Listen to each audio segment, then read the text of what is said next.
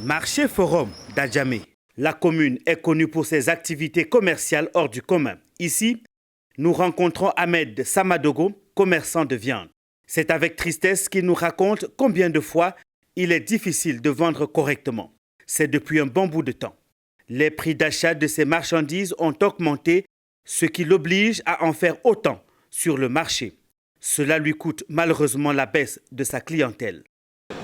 À l'abattoir du port, on prenait ça à 1000 francs, on vendait à 1300.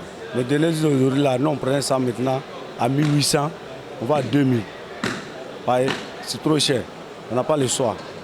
Maintenant, comment on appelle là, le rognon importé là, au port, on prenait ça là-bas à 11 000. Maintenant, aujourd'hui, on prend le carton de rognon au port à 21 000. Donc, on vend le kilo à 1800. Ou avant, on vendait à 1200. Donc, on n'a pas le choix. Où on prend là, quand on leur demande de diminuer le prix, ils disent que non, c'est le taxe là qui les coûte cher. Donc ils n'ont pas le choix.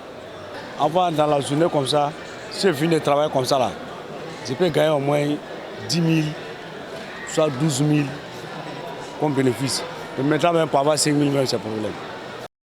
Comme Ahmed Samadogo, Souleymane Daouda vit les mêmes difficultés. Son commerce de poissons ne marche plus. Il se plaint également de la hausse des prix.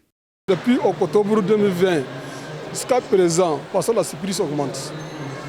Quand on a 3500, nous on presse à 8500, ça est devenu 13 000.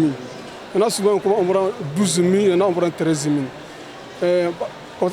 Parce qu'on prend à 8 000, maintenant ça est devenu 11 500. Tu vois, non? Donc 500, 800. Tu l'as bien 500, 800, on a de 11 500, ça est devenu à 17 500. 800 plus, ça est devenu à 19 000. C'est même pas ce même carton-là n'a pas rien changé encore. Maintenant qu'on prend ça à 10 000, ça est devenu 12 000. Quand on dit que la vie est chère, vraiment c'est cher. Si les commerçants eux-mêmes se plaignent de la hausse des prix des denrées de grande consommation, qu'en est-il des clients? Les consommateurs rencontrés au marché Forum d'Adjamé sont pratiquement dans le désespoir. Ils crient à la trahison, invitant l'État de Côte d'Ivoire à urgemment se pencher sur la question. Il y a la rentrée bientôt. Pour manger, mais c'est un peu difficile. Et puis le marché est un peu dur. Vraiment, nous demandons aux autorités qu'ils puissent avoir pitié quand le prix peut abaisser le prix. Vraiment, quand c'est dur pour nous, la famille, bientôt quand nos enfants vont rentrer, on ne sait pas quelle chose on va faire.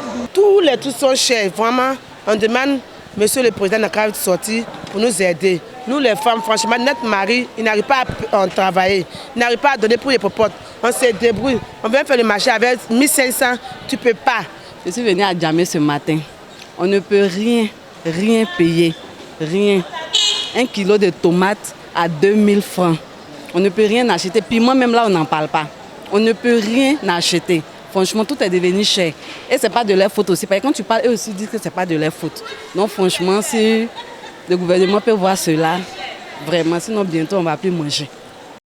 Le ras-le-bol semble se généraliser en Côte d'Ivoire. Ce mercredi à Abidjan, une marche pacifique était prévue allant de la place Saint-Jean à Cocody jusqu'au plateau, le quartier administratif. Une marche vite circonscrite par les forces de l'ordre.